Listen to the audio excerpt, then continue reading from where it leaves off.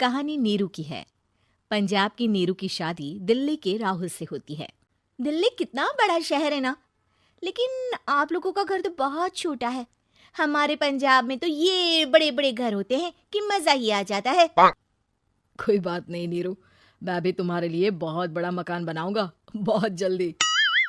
नीरू के पिता जहाँ पंजाब के जाने माने व्यापारी थे, वहीं उसका पति राहुल दिल्ली में एक सिंपल नौकरी करता था। माँ, यहाँ तो घी मक्खन इतना महंगा है कि क्या बताऊं। मैं तो तरस ही जाती हूँ घी खाने के लिए। नीरू की माँ को ये सुनकर बहुत दुख होता है। मेरी बेटी को घी नसीब नहीं हो रहा है और ये बहू यहाँ बैठकर घी में शक्कर डाल रही है। देख वनिता, मैं साफ कह रही हूँ, इस घर में जितना घी आएगा उतना ही मेरी बेटी के घर दिल्ली भी जाएगा। अरे ये क्या बात होती है माँ जी? बेटी का उतना ही करो जो अच्छा लगे। अब क्या मायके से घी और मक्खन तक की सप्लाई करोगी आप? हाँ, मेरी बेटी किसी चीज को तरसे मुझसे बर्दाश्त नहीं होता। अब क्या था, नीरू के मायके में 2 किलो घी आता तो 2 किलो दिल्ली जाता नीरू के पास। एक दिन, माँ बड़ी गर्मी पड़ती है दिल्ली में। इस घर में तो एक ही एसी है और वो भी ड्राइंग रूम में। सारा परिवार एक ही कमरे में सोता है। हाँ बेटा, वो तो हर घर की कहानी है। यहाँ भी एक ही एसी है। अरे बिल इतना आता है कि क्या बोलूं। तभी वहां राकेश आ जाता है। माँ, थोड़ी देर में यहाँ कुछ प्लम्बर आएंगे मेरे कमरे में एसी लगाने। जरा ध्यान से लगवा देना ना माँ। ओए, ऐसे कैसे तेरे कमरे में एसी लगेगा? हाँ राकेश, एक बार बात तो कर लेता। अरे पापा, वो वनिता को गर्मी में नींद नहीं आती। ड्राइंग रूम में सबके साथ सोने में वो अनकंफर्टेबल है, इसलिए। अरे पूरे परिवार के साथ वहां तेरी बहन नीरू भी तो सोती है। वो नहीं हो रही क्या अनकंफर्टेबल? समझ रहा है ना? अगर एसी लगेगा तो एक दिल्ली में तेरी बहन के कमरे में भी लगेगा, तभी तू लगा सकेगा। राकेश वनिता को सारी बात बताता है। वनिता करती भी क्या, मन मार कर बैठ जाती है। माँ, ये लोग ठीक नहीं है, क्या करूं मैं? अरे बेटी, यहाँ आ जा, तू यहाँ आकर रह ले। अरे छोड़ दे ऐसे पति को। कैसे छोड़ दूं माँ? समाज क्या कहेगा, लोग क्या कहेंगे? वैसे भी मेरा एक बेटा है मयंक। अरे हटा बेटा, तेरी उम्र ही क्या है? इतनी परेशान रहेगी तो काम कैसे चलेगा? खैर, बात आई गई हो जाती है। माँ को लगता है कि नीरू ठीक है, तो वहीं नीरू के मन में एक ही लाइन चल रही होती है, यहाँ आ जा। माँ ने तो बोल ही दिया है कि यहाँ आ जा। बस मयंक थोड़ा सा बड़ा हो जाए, इन गरीबों को छोड़कर मैं वापस माँ के पास ही चली जाऊंगी। वो इसी सोच में बाजार में चल रही थी कि मैम, आपका दुपट्टा जमीन को छू रहा है। नीरू जैसे ही उस लड़के की तरफ देखती है, देखती ही रह जाती है। हाय रे, कितना सुंदर लड़का है ये।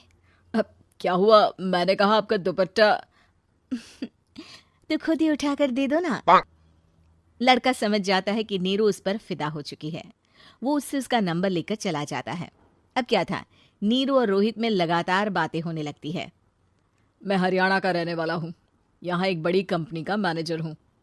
अच्छा, और कितने बच्चे हैं तुम्हारे? बच्चे? अरे मेरी तो शादी भी नहीं हुई है। तुम बताओ, शादी करोगी? नीरू शर्मा जाती है। अब लेकिन मैं तो पहले से ही शादीशुदा हूँ। मुझे फर्क नहीं पड़ता, बस तुम शादी कर लो। भाग चलते हैं, बहुत पैसे वाला हूं मैं, हमेशा खुश रखूंगा तुम्हें। नीरू रोहित से मिलकर सारा प्लान बना लेती है और फिर एक दिन घर से भाग जाती है। दोनों शादी कर लेते हैं। शादी के बाद, क्या बात है नीरू, तुम्हें परेशान सा देखता हूँ, सब ठीक तो है ना? हाँ हाँ, सब ठीक है।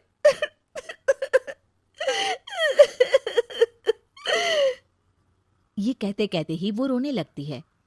अरे क्या हो गया, रो क्यों रही हो? मैंने तुमसे एक बात छिपाई है और वही बात अब मुझे परेशान कर रही है। रोहित, मेरा एक बेटा भी है, उसका नाम मयंक है। क्या बात कर रही हो? ये तुमने मुझे पहले क्यों नहीं बताया? देखो नीरू, मेरी माँ को मैंने ये नहीं बताया है कि तुम शादीशुदा हो। बच्चा मैं मैनेज नहीं कर पाऊंगा। नीरू को समझ में नहीं आता कि वो क्या करे। तुम उस बच्चे को अपनी माँ को क्यों नहीं दे देती? नीरू चुपके से माँ को फोन करती है। माँ, क्या मयंक को तुम रख सकती हो? बेटा, मैं राकेश के साथ बात करती हूँ। आखिर घर का बेटा वही है, जो वो बोलेगा। वैसे भी बेटा, तूने जो किया है ना, उसके बाद से पूरा घर तेरी बुराई कर रहा है। मैं भी अब किसी से तेरे लिए लड़ नहीं सकती। राकेश बेटा, नीरू ने तो जो किया बहुत ही बुरा किया, लेकिन मैं सोच रही थी कि क्यों ना मयंक को हम यहाँ ले आए। तभी वनीता बोल पड़ती है, वाह जी, ऐसे कैसे यहाँ ले आए? यहाँ क्या भंडारा भरा है? और जिस बच्चे की माँ ने नहीं सोचा, उसके लिए हम क्यों सोचे? नीरू को एक बार तो अपने बच्चे के बारे में सोचना चाहिए था ना। अरे लेकिन तेरे पास भी तो लड़का नहीं है ना वनीता। माँ, वनीता ठीक बोल रही है। कल को वो बड़ा होकर इसी घर का हिस्सा मांगेगा तो हम क्या करेंगे? माँ कहती भी तो क्या, वो चुप रह जाती है। वहीं नीरू का पहला पति कहता है, माँ, अगर आज भी वो वापस आ जाए तो मैं उसे माफ कर दूंगा। बेटा, गरीबी चीज ही ऐसी है, क्या करेगा? तू तो अब मयंक का सोच। वो बेचारा तो बिना माँ का हो गया।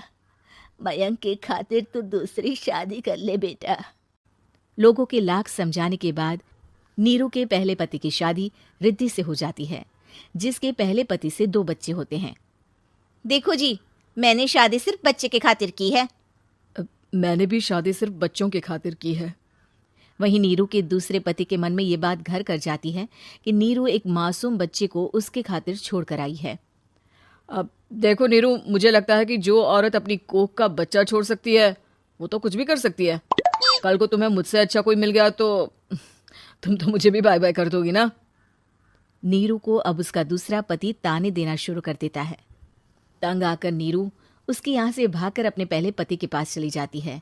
लेकिन ससुराल में क्या लेने आई है नीरू, मयंक को? नहीं नहीं सासू माँ, मुझसे गलती हो गई, मुझे माफ कर दीजिए।